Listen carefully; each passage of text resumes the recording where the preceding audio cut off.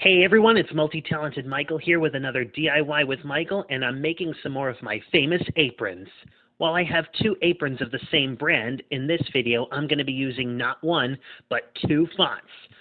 A friend of mine from Norwalk, Connecticut's St. Anne Club has his daughter's birthday this month, and she'll be owning the pink one there. However, it's somewhat a little late for me to post this video since that birthday had passed. It's on the 15th, which also happens to be my late Uncle Mike DeMeglio's birthday. And usually I like to post these before the birthday itself. But then again, look at my friend Anthony. His birthday passed too, having been on the 10th, and he says his celebration isn't over until either the month or the year is over. Regardless, I like that attitude and wouldn't have it any other way. Anyway, I think she'd love to own a piece of my personalized goods, and the font I'm going to be using for that is University Roman Bold. And as for her younger brother, who I believe is about to begin preschool this fall, I'll be using Freeform 710 for his blue one. Both I'd say are my personal faves as far as these fonts go. I already stated when I made one of these for my close friend Tommy's daughter Madison a few months ago. Tommy and I are huge fans of Walker, Texas Ranger, wherein University Roman Bold was used for the final season's opening and executive producer title cards in the episodes after Walker's former partner and mentor, C.D. Parker, passed away. Freeform 710 was the font used for Electroshock and Machete Electroshock gumballs in my fave 2001 movie Spy Kids. Such font I've been looking for forever. Would be nice also if there was crossover fan fiction between Spy Kids and Walker, with the Cortezes and the Rangers fighting supervillains side by side. Besides both series being based in Texas, everyone knows that both Chuck Norris and Antonio Banderas are action superstars, having been cast in separate Expendable films. Not to mention Chuck had worked with another action superstar, Machete himself, Danny Trejo, on some occasions over the years. Anyway, enough with my rambling. As always, the items you'll need are your fabric markers, tracing table, and your ever-important computer so you can print up whatever fonts you want to use. Now let's begin. Okay, so the first apron that we'll be working on is for our birthday girl. I'm sorry you couldn't watch me do the outlining process due to some interference with the camera, but what I'm working on is of the same color and font, University Roman Bold, as I did with Madison's a few months ago, so please check that out in the description box below. Of course, remember, I have to use all the fonts I have on my computer instead of using the same ones over and over again. So far, our apron looks good, and now all I have to do is fill in the letters. Pick which color you think is your best, and go from there.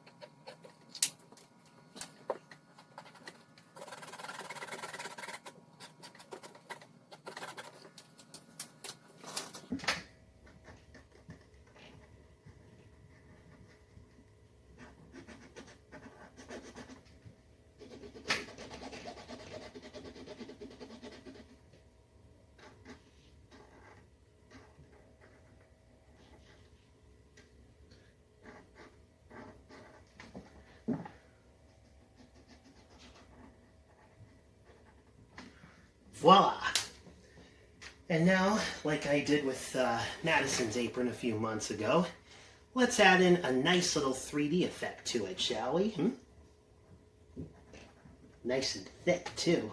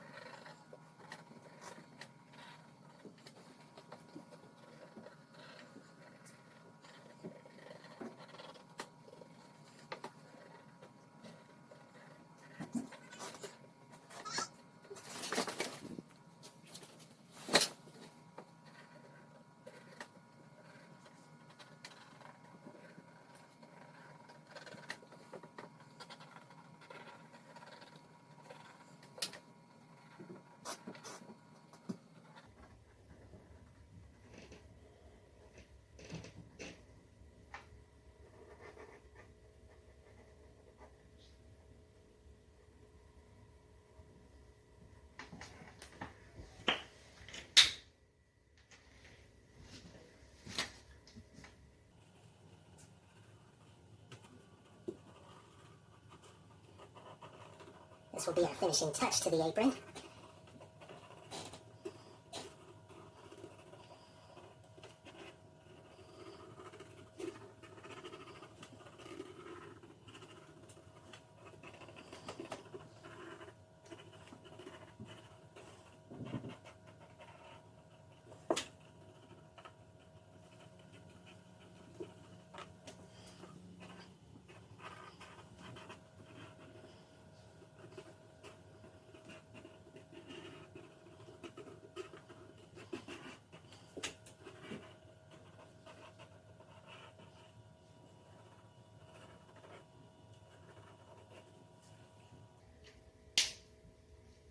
And we are done. That looks so good. Our birthday girl will be quite pleased with this piece of craftsmanship. In addition to the interference when I was adding the outline, I also apologize for the angle of the camera when I was working on this one. Not sure how that happened, but I must remember to lock the screen whenever I'm filming. As I already mentioned as far as the outline, check out the apron I made for Madison several months ago in the description box below. Anyway, now that Natalie's is done, we can work on her brother's apron. Okay, so for this one, for our birthday girl's brother, at his age he's likely to begin preschool this fall, so it pays to be prepared every step of the way. We have our font laid out on our tracing table. We place the apron on. We switch on the light. And now we're going to begin tracing. The font that we're going to use for this one, Freeform 710, like I touched on at the beginning of the video, is a much thicker font, but still, let's trace in an outline before we can fill in the letters.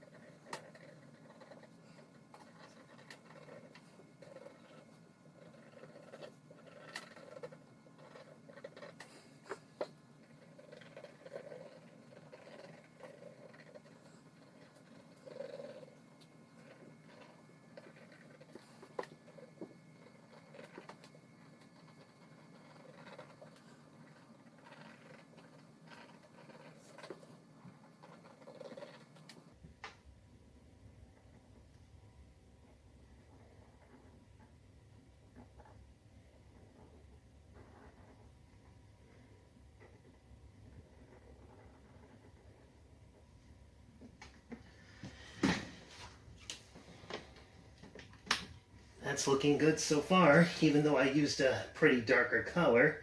Well, either way, we have our outline. Now we can fill in the letters.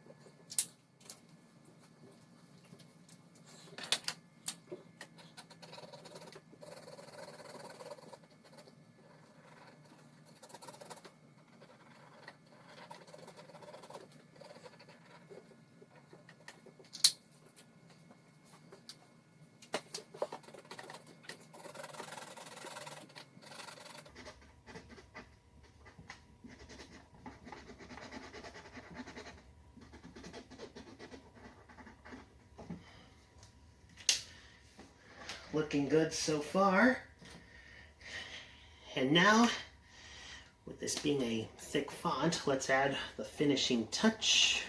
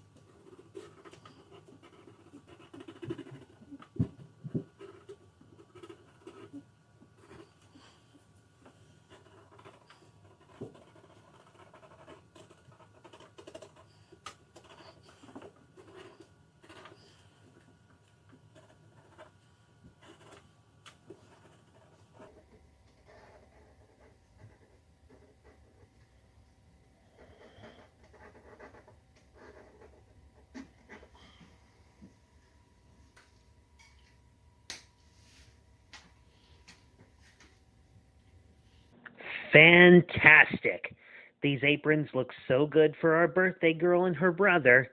Remember to always follow all of my instructions in each and every one of my videos, and these aprons will make great gifts for friends and loved ones. That's it for this edition of DIYing with Michael. I'm multi-talented Michael. Thanks for watching, and tune in next time.